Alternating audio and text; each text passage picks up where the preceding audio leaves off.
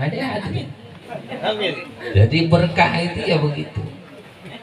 Sehingga boleh kita introspeksi diri, kira-kira kerjaan kita atau uang yang kita punya, rezeki yang Allah kasih udah berkah belum? Umur yang Allah kasih udah berkah belum? Tanda berkahnya umur banyak manfaat apa justru banyak mudarat? Makanya orang kalau hidupnya kurang berkah, hadirnya dirahmati Allah, matinya dia banyak yang girang. Alhamdulillah, mampus juga tuh. Aja kan? Tapi kalau berkahnya banyak, manfaatnya itu menyeluruh.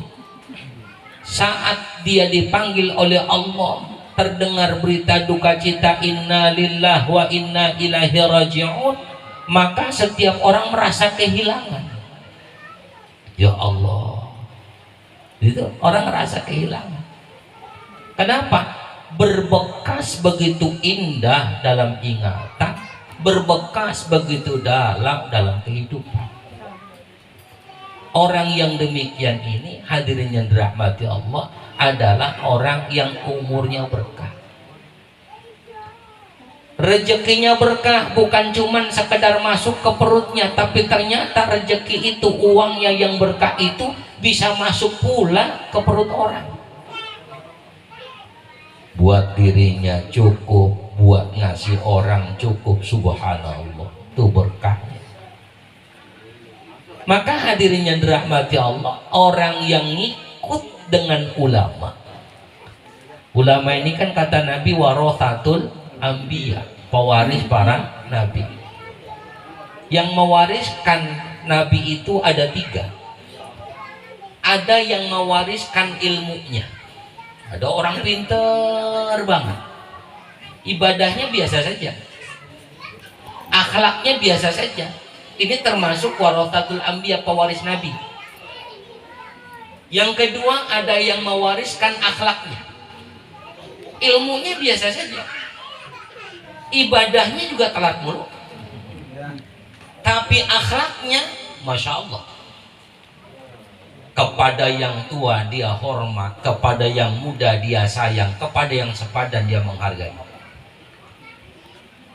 Yang ketiga, hadirnya dirahmati Allah, orang yang mewariskan daripada ibadahnya Rasul.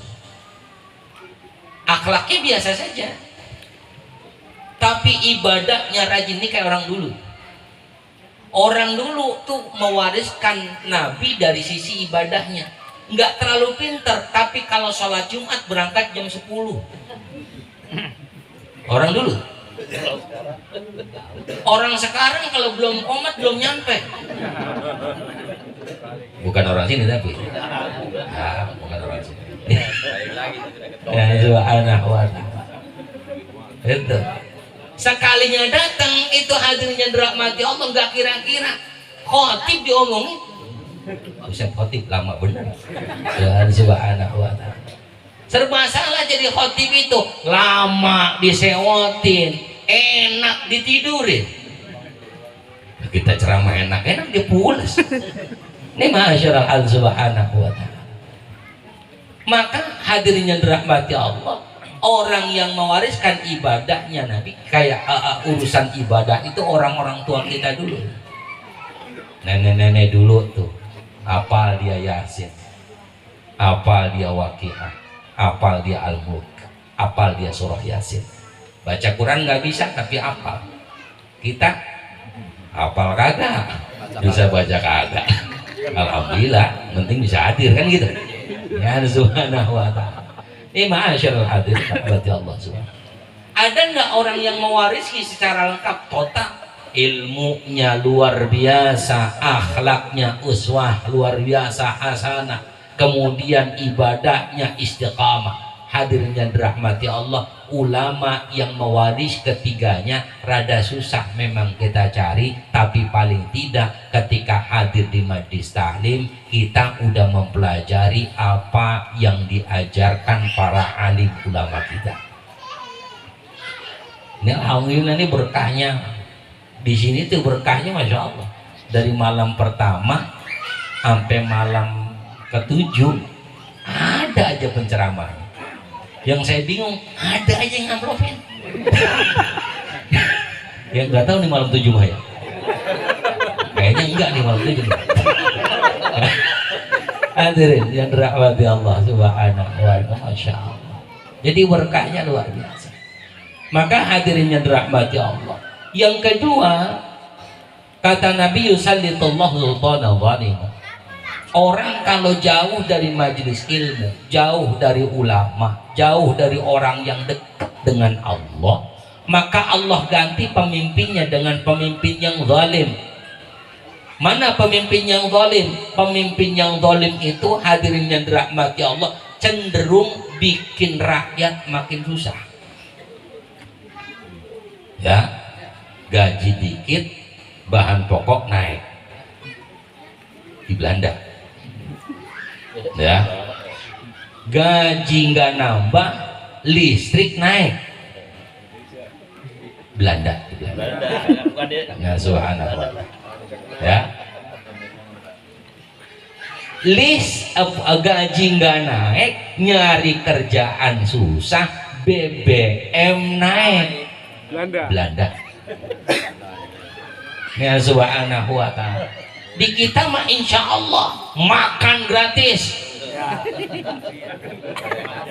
Ya, talilan. Makan gratis nih habis ini. Ya, subhanahu wa ta'ala, masya Allah. Ya, makanya kalau ini kan udah tanda-tanda berarti kita jauh dari ulama. Yang terakhir yang kita ngeri, yakhrujuna minad dunya bighairi iman.